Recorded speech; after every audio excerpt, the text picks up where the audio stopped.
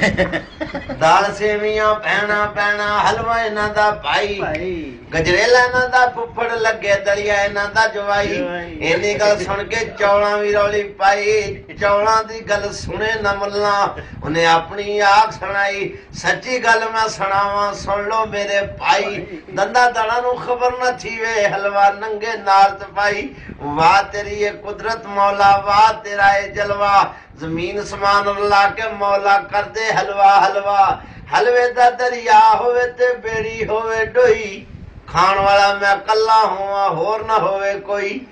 मिठे मिठे गोते आउण तोबा कदी न करिए ढिड पर तरिए नाले अल्लाह अल्लाह करिए हलवे दी मसीत बनाइए खीना नाल लपाइए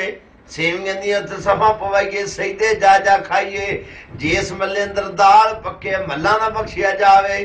जिस मल्ले अंदर हलवा पक्के मल्ला ही जन्नत जावे